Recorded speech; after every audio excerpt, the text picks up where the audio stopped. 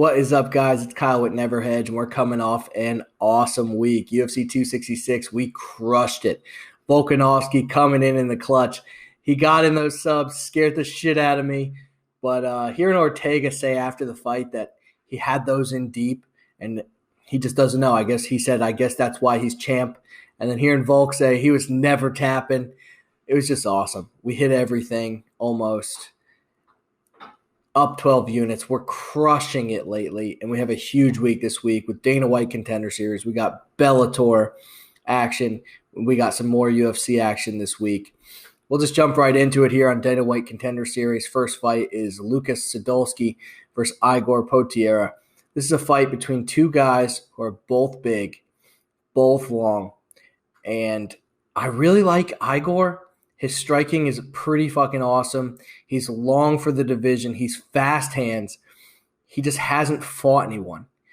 He's 4 of his last 6 opponents have a total of 6 wins. He's only 25 years old, and he has fought for the WWFC title. But that saw him get out-wrestled early before his opponent gassed, and he was able to put him away. He has a glaring weakness with his wrestling. And the thing with Lukasz is he's a big guy fighting out of Poland. He's got a 77.5-inch reach. He hits hard. He's aggressive. But when he starts to get hit, because he is hittable, when he starts to get hit, he looks for that wrestling, and he has nice trip takedowns. Pretty tricky. I like them. And I think that's the difference here. But he's so hittable. Ihor could catch that chin. And at the line is moving in the right direction. Ihor is plus 180 now. I think the line might be right for a shot on Ihor. Because how I see this going is Ihor pieces him up early. Lukasz gets a takedown, but Igor's pretty good off his back. He minimizes damage. And if Ihor could get on top, he does damage from guard. He's long, and he's comfortable being in his opponent's guard and just smashing them. He's one of those guys who he doesn't have to pass to do damage. I think the line's right, and I like Ihor here as a dog. Next fight is a guy who missed weight bad, Manuel Gaxhja versus Chris Duncan. And Gaxhja missed weight by 4.5 pounds. No excuse for that. He's 7-0 coming out of Amsterdam. He's another fighter who fought absolutely no one. All 7 of his opponents combined for a 2-13 record. It's just ridiculous. He's fought nobody. He is a great striker. He throws front kicks that surprise a lot of his opponents. He gets in close on most of his opponents, and he's a strong guy, so he gets on a body lock and he drags you to the mat. He might be the stronger guy, missing weight by 4.5 pounds. But Chris Duncan's always in shape. He's actually coming out of Bellator, so his level of comp is so much better. And he's finished all of his opponents. He comes forward no matter what. He rips to the body, which is something I love. And he sets up a power right hand all fight long. I think that this Duncan's to lose. The line's just a little too wide, so I won't be betting this one. Next fight is probably my favorite on the card with Caio Borralho versus Aaron Jeffery. So Jeffrey's 10-2, and his only 2 losses are 2 really legit comp.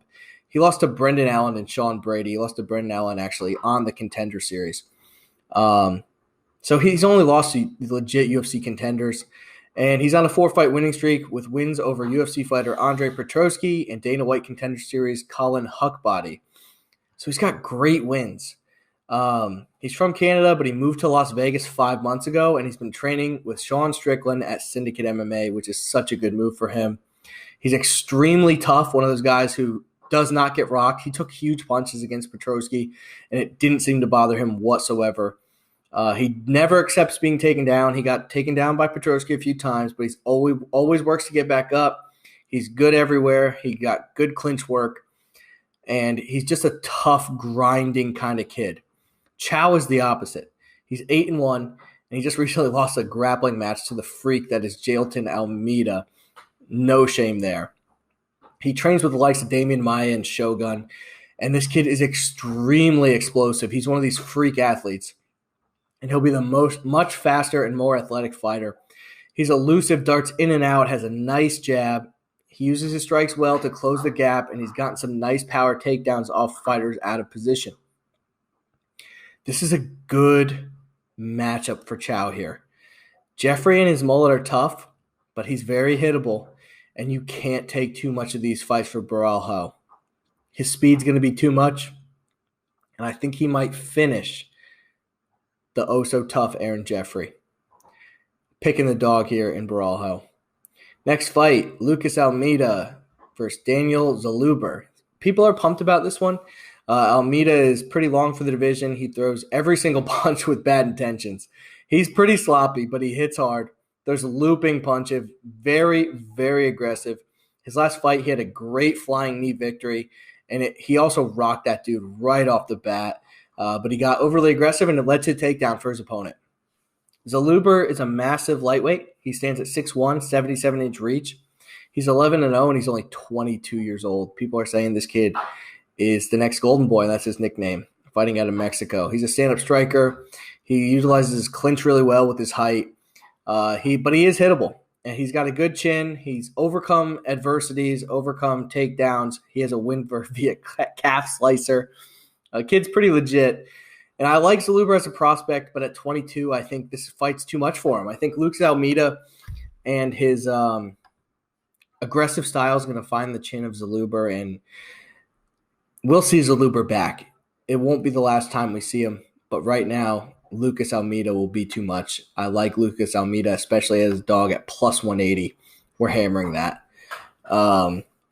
Next fight, and it's the last fight, is Rizvan Kuniev, 10-2-1 versus Edivan Santos. So Kuniev, he's 8-2 with only 2 losses coming back in 2015 and 14. It was to 2 UFC fighters, and Justin Willis and Darko Stosic. Kuniev is Moldovan. We all know Moldovan fighters are tough as hell. He looks to wrestle more often than not. He does have fast hands, as all Russians seem to. And he's a massive human. He's one of those guys, he carries a lot of body fat, and he weighed in at 265.5 pounds. He's willing to have boring fights. He will push you up against the cage, and he'll beat you up there and not do much. He doesn't mind. Santos, on the other hand, he's massive, standing at 6'7". He has fought absolutely no one, and he's a stand-up fighter, and he's very long and fast for the division. This is Kuniev's fight to lose. He'll be the much stronger, better wrestler, and he'll be able to dominate this fight with pressure against the cage and wrestling. When it comes to stand-up, I think Kuniev might even have the edge there. I think Santos is fast, but Kuniev might be faster. The 6'7", I think, only helps Kuniev get takedowns. Not betting this one. Kuniev wins an easy fight, but I don't think he gets a contract here. We won't see a contract coming at the heavyweight this time. And that's it, guys. That's Dana White Contender Series. Our official picks. I already sent them out to the email list. Always join the email list, guys. DM me your emails. Like and comment on this, please. Begging you. We're putting in the work. Trust me. Official picks, and I said we're putting in the work. This is low-level MMA, and I've been confident on these Dana White Contender Series in the previous weeks. I'm least confident this week. I'll tell you that right off the bat. I got Ihor Potieria plus 180. We're betting 1 unit to win 1.8. I think the line's right there. Caio Borralho plus 135. We're betting 3 units to win about 4.2. Lukasz Almeida, he's plus 180 now. He was plus 145 before. We're taking Almeida 1 unit to win 1.8. And those are the picks, guys. All right, like and subscribe. Thanks, guys.